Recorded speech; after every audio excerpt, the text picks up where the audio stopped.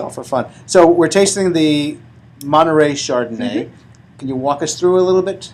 Sure. In terms of the texture and the, Yeah. Well, actually, we can go a little bit even towards the history of Monterey. Monterey is a newer wine for us than the Sonoma Coast, which we're going to taste next. Monterey we've only been doing since 2007, whereas the Sonoma Coast we've been doing for much longer than that, back into the 90s. But we were looking for another appellation that kind of shared our cool climate sensibilities, and Monterey was, slam dunk, perfect. Yeah, absolutely. And significantly different style. No point in adding another wine to the family if it's not going to have enough of its own personality to set it apart, right? So you go into Monterey and you end up with these really beautiful sort of like minerally notes that I find all the way through Monterey. I even pick it up in the Pinot Noir. But also, it's a little bit more sort of those tropical pretty notes, more of the floral notes. Some of that is the Rude Clone, but I really do think some of it is just that Monterey region, that really moderate quality of the weather that they have there. Because even in the Chardonnays that are not from the Rude Clone, they tend to have a bit more of that sort of peachy stone fruit, really interesting layered quality to them. So you take that, that lovely pure fruit quality, layer it very gently with a little bit of oak, and then age it in barrel just long enough to really work on that creamy texture and blend for balance. Very, very important to us.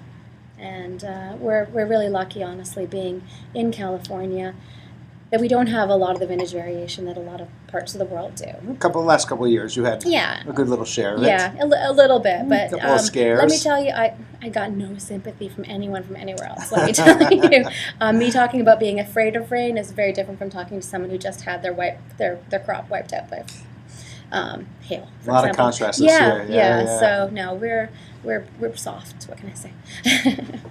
But the Monterey region is just such a beautiful spot to source grapes from. It's just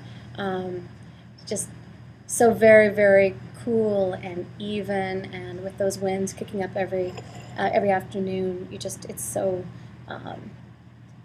just such a long growing season. Do you get down there a lot? Mm-hmm. Yep, it's about 3.5 hours drive here. Short hop on a plane though, and it's really important to be out in the vineyards quite a bit. Our associate winemaker Craig McAllister actually probably spends even more time there. Not probably, does spend a lot more time there than I do, and he's sort of the eyes and ears as well. So. And where's the wine made? We have a facility there as well. So there's no trucking 3.5 hours? No, Pinot doesn't tolerate that kind of thing. No, it's not happy. No. You made an interesting point, and I was going to save it for later, but my memory's not that good, and I'll forget, so I'll bring it up now. But you mentioned that even in the Monterey Pinot, you get some minerality, and I was thinking that to me that's not surprising in a way, because if the fruit is going to provide the minerality without the creaminess with it's a little bit there's a little bit less winemaking maybe with the Pinot that lets the minerality show through. I mean, I get confused sometimes.